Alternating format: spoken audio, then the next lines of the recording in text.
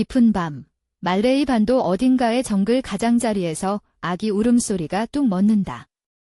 잠시 후 들려오는 것은 바람소리도 아니고 짐승소리도 아닌 나뭇가지 사이를 미끄러지듯 지나가는 무언가의 기척이다. 마을 사람들은 오래전부터 이 소리를 알아들었다고 전해진다. 긴 머리에 녹색 옷을 두른 아름다운 여인이 또다시 숲가장자리를 배회하고 있다는 것을. 수백 년 전부터 말레이 제도 사람들은 믿어왔다. 사이를 낳다가 세상을 떠난 여인의 영혼은 그냥 사라지지 않는다고. 그 혼령에게는 이름이 있다. 랑수야르. 오늘 우리는 공포 이전에 그 이름 안에 담긴 슬픔을 따라가 본다. 때는 말레이 반도와 수마트라, 자바를 아우르는 넓은 섬들의 세계였다. 이 지역 사람들은 오래전부터 정글과 강, 그리고 눈에 보이지 않는 존재들과 함께 살아온 것으로 전해진다. 삶과 죽음의 경계가 지금보다 훨씬 희미했던 시대였다. 랑수야르는 특정 한 사람의 이름이 아니다.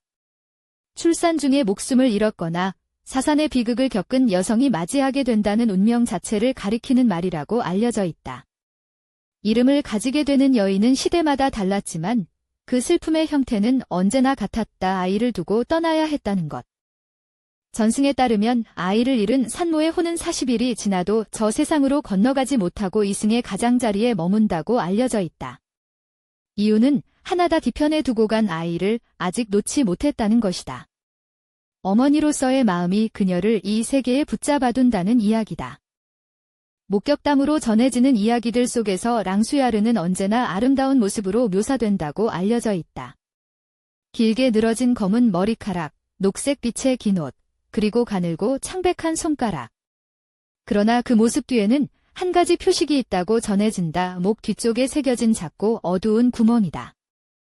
랑수야르라는 이름이 어디서 왔는지는 학자들 사이에서도 아직 의견이 갈린다. 일부는 말레이어로 독수리 혹은 하늘 높이 나는 새를 뜻하는 단어에서 비롯됐다고 추정한다. 하늘을 가로지르는 새처럼 밤하늘을 날아다닌다는 이미지와 그 이름이 서로를 설명하는 관계라는 것이다. 구전 전승에서 반복적으로 등장하는 장면이 있다. 랑수야르가 물고기 연못 근처에 홀로 앉아 물고기를 잡아먹는다는 묘사다. 이 이미지를 단순한 기이함으로만 읽기는 어렵다는 시각이 있다. 사이에게 젖을 먹이려 했으나 끝내 그러지 못한 어머니의 욕망이 다른 형태의 허기로 변형되어 전승에 남았을 수 있다는 해석이다. 말레이 민간 전통에는 랑수야르를 무력화하는 방법이 구체적으로 전해진다고 알려져 있다. 핵심은 두 가지다. 그녀의 긴 머리카락을 잘라내고 손톱을 손질한 뒤 그것을 목 뒤 구멍에 채워 넣는 것이다. 이 의식을 거치면 랑수야르는 해를 끼치지 않는 평범한 사람처럼 마을에서 살아갈 수 있다고 믿어졌다. 랑수야르 이야기에는 항상 또 다른 존재가 함께 등장한다. 폰티아낙이라 불리는 혼령이다.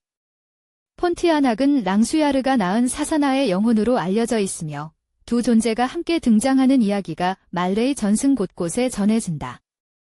어머니와 아이 둘 다 같은 하나의 비극 속에서 탄생한 존재들이라는 것이다. 이제 우리는 이 신화의 기원에 대한 유력한 가설들을 하나씩 살펴볼 필요가 있다. 첫 번째 가설은 가장 직관적인 것이다. 랑수야르는 순수한 공포의 산물이라는 해석이다.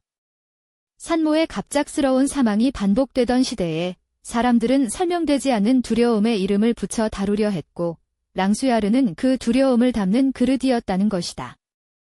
그러나 이 가설이 설명하지 못하는 부분이 있다. 만약 단순한 공포의 투사라면 왜 랑수야르는 아름답게 묘사되는가? 세계 각지의 공포 신화 속 존재들이 대개 추하고 기괴한 외형으로 등장하는 것과 달리 랑수야르는 끝까지 한 명의 여인으로 남아있다. 그 아름다움 자체가 이미 단순한 공포를 넘어선 무언가를 이야기하고 있는 것처럼 보인다. 두 번째 가설은 민속학자들 사이에서 꾸준히 제기되어 온 것이다.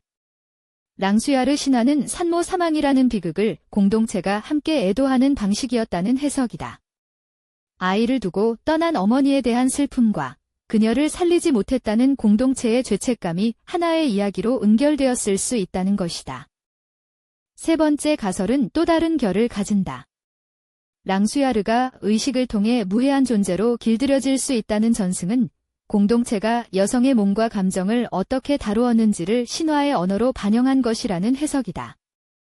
비극적인 여성을 규율과 의식의 틀 안에 가두려는 욕망이 이 이야기 안에 녹아있다는 시각이 있다. 세 가지 가설 중 어느 것도 랑수야르를 완전히 설명하지는 못한다. 어떤 신화든 하나의 감정만을 담지 않는다. 두려움과 슬픔, 죄책감과 연민이 수백 년의 세월 속에 켜켜이 쌓여 하나의 이름이 되었을 것이다. 랑수야르는 그 모든 감정들이 교차하는 지점에 서 있는 존재일지도 모른다. 랑수야르는 오늘도 사라지지 않았다.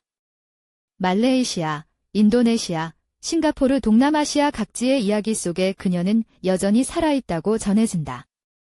어쩌면 그것은 우리가 아직도 아이를 두고 떠난 어머니의 이야기를 완전히 닫을 준비가 되지 않았기 때문일지도 모른다.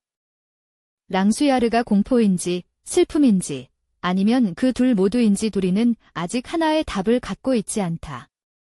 수백 년간 입에서 입으로 세대에서 세대로 건너온 이 이야기가 지금도 살아남아 있는 이유. 여러분은 어디서 찾을 것인가?